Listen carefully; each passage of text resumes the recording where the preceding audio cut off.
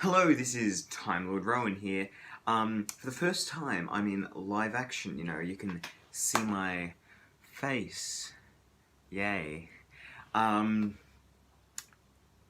yeah, I'm mainly doing this just for editing's sake, really, because, previously I had to find, clips to accompany my voice. Well, with this, I can just present myself, speaking, and that'll be enough visuals. And if I want to provide an example of something, I can just put it on screen anyway. Anyway, I'm getting sidetracked.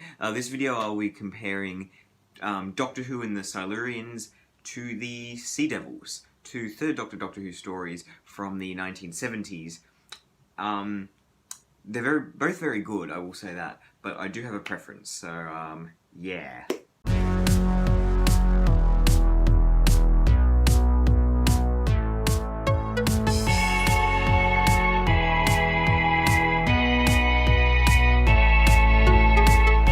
So, I'll just be upfront. I much prefer Doctor Who and the Silurians to the Sea Devils. Now that is, as far as I'm aware, that is quite an unpopular opinion. A lot of people really like the Sea Devils, and Doctor Who and the Silurians, people don't hate it as such, but usually they tend to prefer the Sea Devils. I disagree. I really like Doctor Who and the Silurians. So it was the Third Doctor's second adventure, if I'm not mistaken. So we've got these creatures, and there's like a bunker underground, and they are drawing power from a nuclear reactor to revive themselves, and they feel entitled to our planet, which we have inhabited since they went into hibernation. Now already that's a really good story. You can make a lot of sort of allegories and political messages through that. And those are quite present. There is a fair amount of depth to the story. The Silurian costumes, yeah, they're not great. But nothing really was from that era. It was all pretty dodgy, especially when they changed to colour, because that, I don't know, it just made look a lot more cheaper, because if it was in black and white, it's a lot more forgiving sort of thing. Yeah, so the Silurians do look pretty crap. But one thing I will say is, though, they're shot well. For most of the story, it's in the caves. You see them they're covered in darkness, so you can't exactly...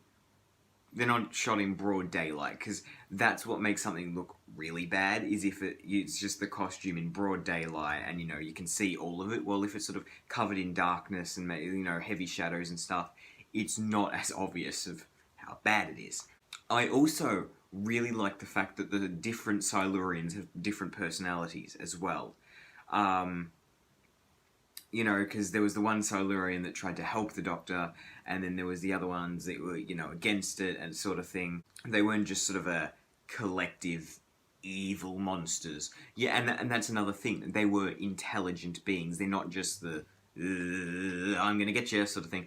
No, they were, intelligent creatures. They had rights, they had expectations, and that's what I really like. And the fact that they're drawing power from a nuclear reactor as well, I really like that. Adding that extra element to complicate it, or maybe just to pad out the runtime. It's 7 parts, but still, I do like that element. And it goes without saying that Jon Pertwee is phenomenal. He is like a great Doctor. And the final scene at the end, where the Silurian base is blown up, and the Third Doctor just looks at it, and he's calm, he's collected, but you can tell beyond the surface he is utterly enraged, and he just spits out the words, "That's murder." It really good. Jon Pertwee is great. He's with Liz Shaw for this episode. I'm not very fond of Liz Shaw. I do think Jo Grant is the better companion of the Third Doctor. Oh wait, there's Sarah Jane as well. Okay, unpopular opinion. I'm not very fond of Sarah Jane. I prefer Jo. But that's a whole nother thing. Yeah, so I think that's one thing that the Silurians doesn't have as good as Sea Devils. Liz is still a very solid companion, but just I do think Joe had a better rapport, a better chemistry with the Third Doctor. One thing that annoys me about this episode, though, is that they say the reason that the Silurians went into hibernation is because there was an asteroid coming into the thing, but it was actually the moon. The moon came into Earth's orbit 4 billion years ago. The Silurian period was something like a couple 100 million with an M. That doesn't line up. I'm sorry, that's just... Surely they could have done their research somehow. It's not that hard to figure out. I don't know how widely available the information would have been in 1970, but come on. Now, onto the Sea Devils. Now, I don't like this one as much. Here's why. To me, it just seemed like they were just rehashing an old concept, you know? But it wasn't just that they were using the same thing again. They kind of toned it down a bit. You know, they made it less complicated. Because usually when when a monster or threat or something returns, you know, they add extra layers to make it more interesting. This, they kind of stripped it back. The Master was in there, and Roger Delgado, he's always great with John Pertwee. That goes without saying. But I feel there was just less to it. What's the plot? The Master tries to summon the Sea Devils. Why? I don't know. God knows. You know, and there wasn't as much there wasn't the intellectual element and the ethical debate that there was in the previous one. Now, I think as a standalone story, this would have worked quite well. But when it's tacked on right after Doctor Who and the Silurians, it just seems like a major downgrade. You know, it's almost like going watching Star Wars and then watching the old Flash Gordon serials. It's still good. It's just when you've got, you know, the much more complicated, better version previously, it kind of falls a bit flat. Another thing is that the nautical element, I feel like that's another thing that they added to try and differentiate it from the original, and it did work.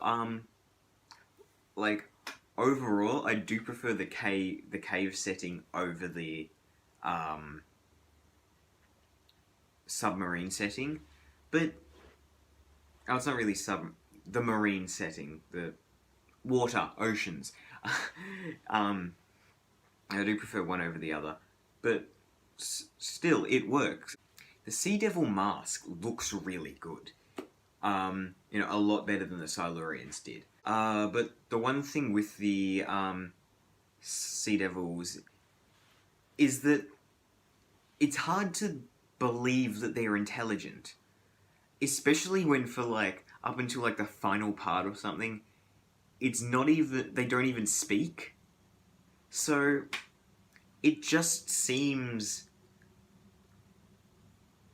I don't know, it's just hard to believe that they're as intelligent, and it comes back to what I said previously about the lack of the intellectual level sort of thing. With the Silurians, you know, it showed a proper debate, and they were talking about ethics and ways of going about it, and they were negotiating peace and stuff. Well, with the Sea Devils, that's less present there. You know, also the Sea Devils have less personality as well. You can't really, as far as I can remember, there's not one that there's not, oh, this is the nice Sea Devil, and this is the evil one, and this is the, you know, there's the Sea Devils.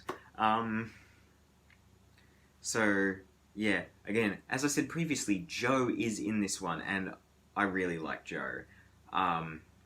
She's a really good companion. Also, Unit isn't in the Sea Devils. They get a brief mention, but they're not a part of the story as a whole, which they very, very prominently were in the Silurians. And I think that was because in Season 7, they were trying to really set up the Unit dynamic with, you know, Spearhead from space and stuff, and really building the rapport between the Brigadier and the Third Doctor. So I think that's all I have to say. Yeah, I haven't. In regards to Warriors of the Deep, thankfully I haven't seen that. Yeah, I have seen Cold Blood, and Hungry Earth, Cold Blood. That's the season 5 one. I have seen that. Didn't really think like it was worth mentioning here. I might make a follow up after I see Warriors of the Deep and talk about Warriors of the Deep and the other Silurian episode, but that's for a later date. If you have an opinion on these two serials, drop something in the comments below. I'd much appreciate it. Other than that, then, yeah, thanks for watching, guys.